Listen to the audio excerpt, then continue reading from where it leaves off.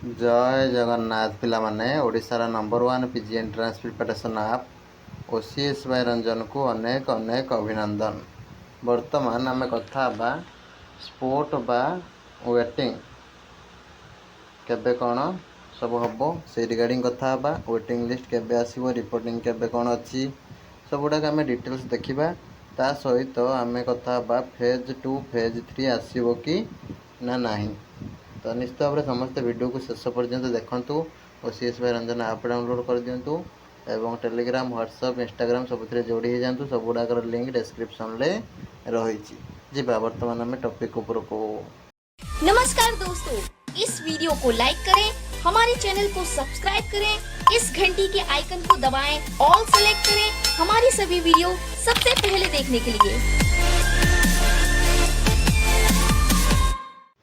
देख पिला माने जो मैंने भी सब डायरेक्ट एडमिशन करेंगे निश्चित भाव में सम्राट डिग्री कॉलेज ब्रह्मपुर कांटेक्ट करके एडमिशन करेंगे। एमए एमएससी एमबीए एवं एमएससी कंप्यूटर साइंस ठीक अच्छे जर्नालीजम मास कम्युनिकेशन एमती बहुत सारा कोर्सेस रे तुम आर्ट्स हेल्ले 15,000 पर सेमिस्टर रोचे साइंस 25,000 पर सेमिस्टर रोचे ठीक अच्छे।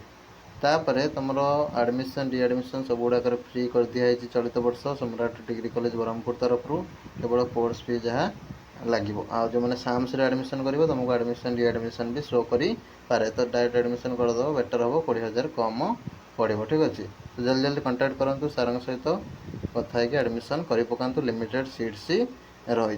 देखा आमर फेज 1 जो रहा तार 3टा राउंड रहा ठीक अच्छे। फेज 1 3टा राउंड कौन कौन जान लो first second first selection second selection third selection जोटा हुए सेटा होगला कौन ना स्पोर्ट बा वेटिंग जोटा कि तुम 25 तारीख वेटिंग लिस्ट बाहर बुझीपार।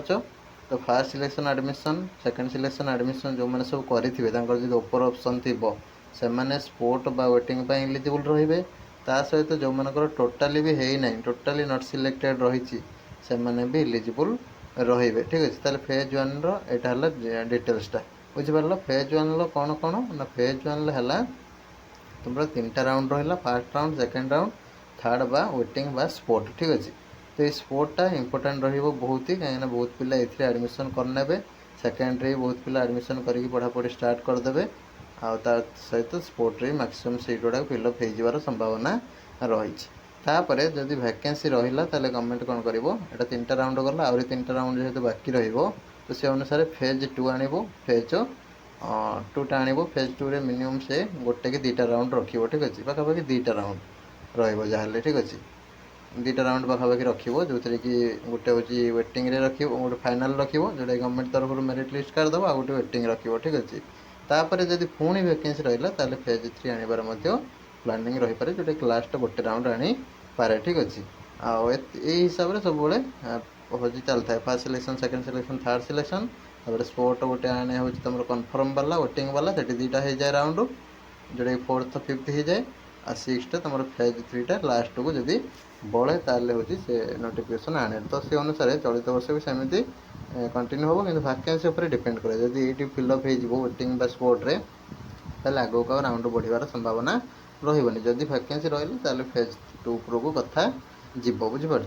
तो से अनुसार तुम मैंने चेष्टा कर वेटिंग बा स्पोर्ट रे मैक्सिमम चेष्टा कर एडमिशन फिक्स करदे कहीं आग को कौ कॉलेज तुम चाहूँ कि न सीट तो हैरान हम तो अपेक्षा जल्दी जल्दी सब एडमिशन कर पकाओ स्पोर्ट बा वेटिंग रे जार तो हो गलानी तुम मैंने पढ़ापढ़ी कर खाली एपट सेपट डिया हंपा मारिकी जंप करके एठू सेठी खाली पैसा बर्बाद सहित समय बर्बाद करनी। 21 तारीख क्लास जार हम सब तुम मैंने क्लास अटेंटिवली जॉइन कर जॉइन करके पढ़ापढ़ी स्टार्ट कर दिए लेट आउ न करी। तो यहाँ डिटेल्स वीडियो भल लगी लाइक करेंगे शेयर करेंगे रही। नमस्कार जय जगन्नाथ।